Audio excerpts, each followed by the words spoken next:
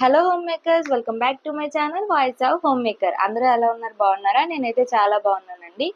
నేను పెట్టే ప్రెగ్నెన్సీ వీడియోస్కి మీరు చాలా మంచి రెస్పాన్స్ ఇస్తున్నారు. దానికైతే చాలా థ్యాంక్ యూ సో మచ్. ఈరోజు వీడియో దేనికోసం అంటే, నేను పెట్టే వీడియోస్లో most of the common comments ఏమున్నాయి అంటే, నాకు పెళ్ళై ఇన్ని సంవత్సరాలు అవుతుంది, ప్రెగ్నెన్సీ కన్ఫర్మ్ అవ్వలేదు, 2 years 3 years ఇలా అవుతుంది, ప్రెగ్నెన్సీ కన్ఫర్మ్ అవ్వట్లేదు అని చెప్పి అయితే కమెంట్ చేస్తున్నారు.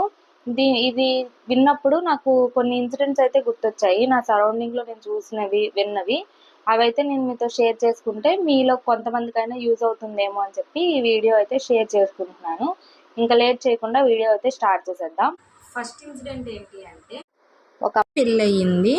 తనకి ఏజ్ వచ్చేసరికి అరౌండ్ 16-17 అలా ఉంటాయంటే.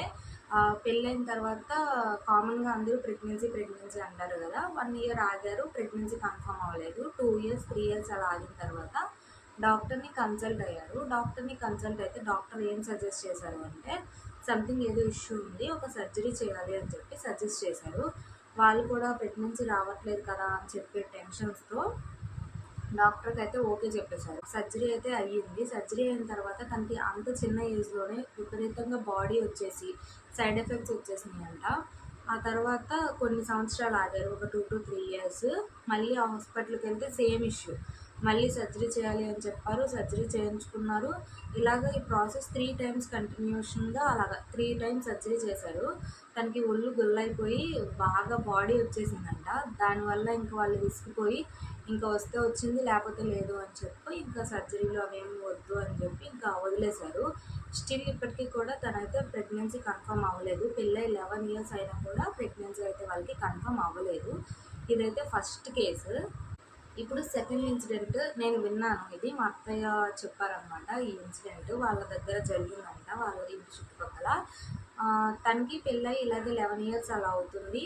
అయితే ఇంకా పిల్లలు పుట్టట్లేదు, ఎక్కడికి వెళ్ళినా పుట్టరు అని చెప్పారంట. అప్పటికి టెక్నాలజీ ఇది వచ్చింది కదా, IVF IUI ఇది. ఇంకా వాళ్ళు చేయించుకున్నాము అని చెప్పి వాళ్ళ దగ్గర డబ్బులు లేకపోయినా అప్పు తీసుకొని కానీ ఇలా ఏవో ఒక బాధలు పడి అయితే IVFకి ఓకే చెప్పారు. ఫస్ట్ టైం IVF చేయించుకున్నప్పుడు సక్సెస్ అయ్యింది. సక్సెస్ అయ్యి 6th month వచ్చిన తర్వాత ఏదో ఇష్యూ వచ్చి బేబీ అయితే అబార్ట్ చేసేసారంట. చాలా బాధపడ్డారు. అప్పటికి వాళ్ళకి ల్యాక్స్లో ఖర్చు అయిపోయి ఉంటుంది కదా. మళ్ళీ సెకండ్ టైం కూడా డాక్టర్ మాటిని అయితే IVF చేయించుకున్నారు. IVF చేయించుకున్నప్పుడు ఈసారి సక్సెస్ అయ్యి ట్విన్స్ పుట్టారు, 2 ఆడపిల్లలు పుట్టారు. చాలా హెల్తీగా ఉన్నారండి. కానీ ఇక్కడ ఏమైంది అంటే, IVF వల్ల వాళ్ళకి చాలా అమౌంట్ అయితే ఖర్చు అయిపోయింది, ల్యాక్స్లో ఖర్చు అయిపోయింది. అండ్ తనకు కూడా హెల్త్ సరిగ్గా లేదు, ఎందుకంటే ఫస్ట్ అబార్షన్ అయిపోయింది కదా. ఇదైతే సెకండ్ ఇన్సిడెంట్. ఇంకా థర్డ్ ఇన్సిడెంట్ అయితే మీరు ఇది ఖచ్చితంగా ఇది ఫాలో అవ్వండి అని అయితే నేను అంటాను. ఎందుకు అంటే ఇది నేను కళ్ళారా చూశాను. ఈ థర్డ్ ఇన్సిడెంట్ అయితే, ఫస్ట్ 2 అయితే విన్నాను, ఇది అయితే చూశాను. ఇదేంటి అంటే, తనకి పెళ్ళయి 3 years అవుతుంది. ఎన్ని డాక్టర్స్ దగ్గరికి వెళ్ళినా ప్రాబ్లం ఏం లేదు అని చెప్తున్నారు. విపరీతమైన మెడిసిన్స్ అయితే రాసేస్తున్నారంట.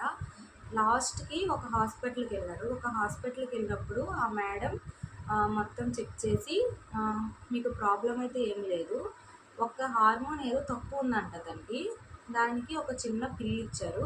అది ఒక 13 days వాడమన్నారు. దీంతో పాటు మీరు డైట్ ఫాలో అవ్వాలి, మీకు మీ ఏజ్కి ఉండాల్సిన బాడీ కన్నా ఎక్కువ బాడీ ఉంది, మీరు వెయిట్ ఎక్కువ ఉన్నారు, మీరు డైట్ అయితే కన్ఫర్మ్గా ఫాలో అవ్వాల్సిందే అని చెప్పారంట.